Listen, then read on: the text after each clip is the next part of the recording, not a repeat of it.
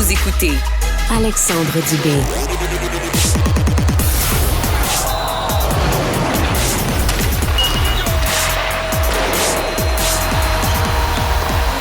Jean-François Barry, un chroniqueur pas comme les autres.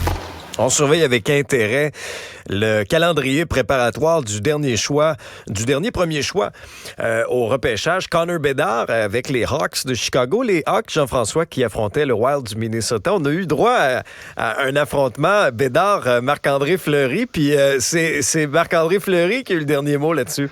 Ouais, puis là, vous allez voir, il y a une vidéo qui circule, là, vous allez voir ça partout. Ouais. Moi, je suis pas de ceux qui vont aller rire de Connor Bedard, parce que je vais vous raconter ce qui s'est passé. Je veux dire, il y a une pression énorme, ce jeune-là. Puis d'ailleurs, on a vu, parce qu'il a manqué son tir de barrage, on a vu, il est revenu avec un visage stoïque. Là. Dans sa tête, il se disait, ça va faire le tour du web, parce que tout ce qu'il fait le tour du web. Donc, première des choses, il s'est fait blanchir pendant le match. Ça, c'est la première fois que ça arrivait.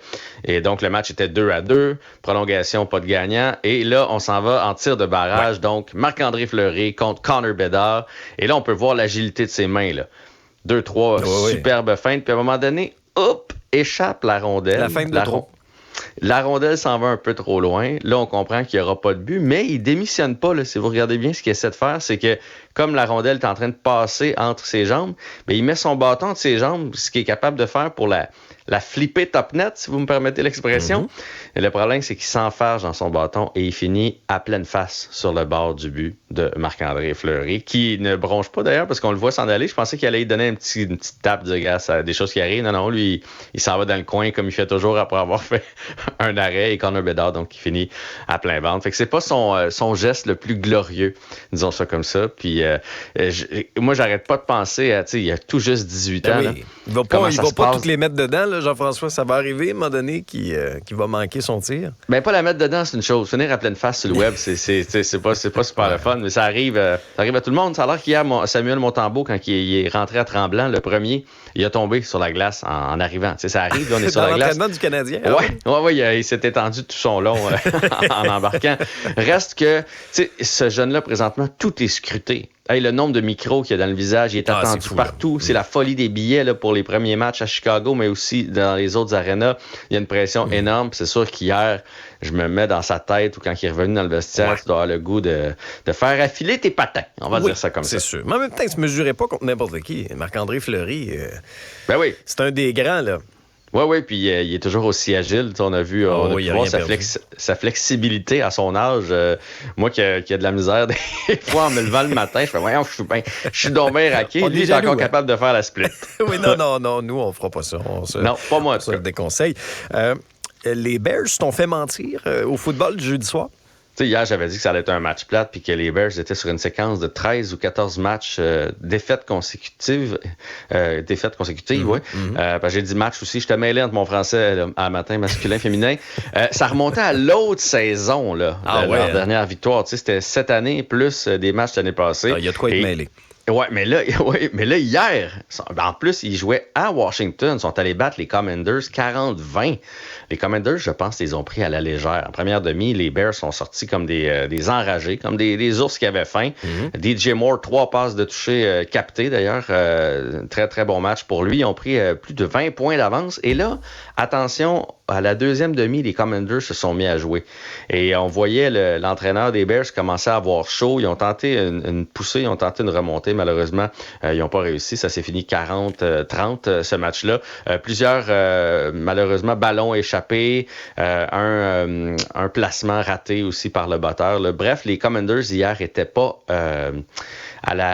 au sommet de ce qu'ils sont capables de faire. Et je pense qu'il y a un peu de laxisme dans tout ça. Quand tu sais que tu joues contre une mauvaise équipe, c'est la nature humaine de faire ça devrait y aller ce soir, t'es pas aussi concentré et est arrivé ce qui devait arriver. Ouais. Une nouvelle qui a fait beaucoup réagir, c'est les nouvelles directives imposées par Hockey Canada pour protéger plus adéquatement les jeunes joueurs de hockey de moins de 18 ans. C'est-à-dire, fini la nudité dans les vestiaires. T'sais, les jeunes ne pourront plus changer devant les autres ou prendre leur douche ou quoi que ce soit de manière à air ouverte, là, si je peux le dire comme ça. Toi qui, je veux dire, t'es papa de joueur de hockey, Jean-François, comment tu vois ça? Ben là, ça fait encore jaser ce matin. Puis tu sais, c'est une longue lettre avec plein de directives. Il y en a que j'adore, là, entre autres, pas de cellulaire, pas de photos, pas de vidéos.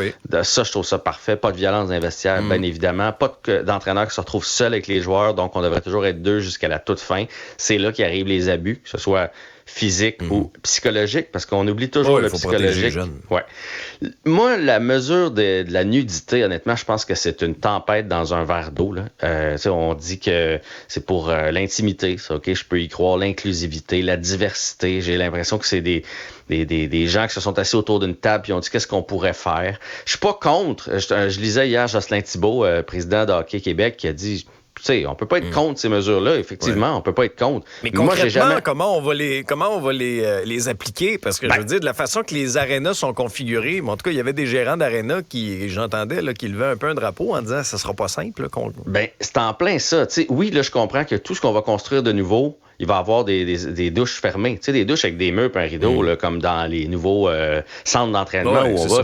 Ça, ce serait l'idéal. Mais là, la majorité des arénas au Québec, c'est pas ça, puis ils sont désuets pour la plupart, puis on n'a pas d'argent pour ça. Parce que là où je m'en allais, c'est que moi, j'ai jamais entendu un jeune ou un parent dire, moi, mon gars, il s'est pas inscrit au hockey parce que il veut pas se mettre tout nu dans les douches. J'ai jamais entendu ça. Okay. De toute façon, avant, puis oui, il y a personne qui se met tout nu.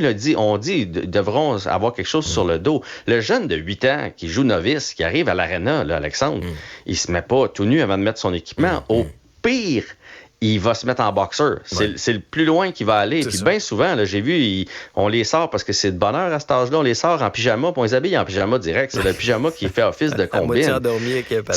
La nudité, ça arrive à partir de pee-wee quand tu es dans un programme, tu commences à puer. Tu es dans un programme sport-études ou un tournoi, tu prends l'autobus, puis là, tu t'en vas à l'école dans l'après-midi parce que tu as fait ton hockey le matin. Là, on te demande de prendre ta douche parce que 30 joueurs de hockey dans la classe, là, pas de fun pour le professeur. Là, ce qui va arriver, ce qu'on dit, c'est qu'ils vont devoir aller dans une salle de bain, donc enlever leur boxer et mettre un maillot pour aller dans la douche. Okay. Je peux pas être contre, mais je trouve que, pas qu'on exagère, mais j'ai l'impression qu'on met des plasters où il n'y avait pas de bobo avant. T'sais. Fait que on s'en va vers là.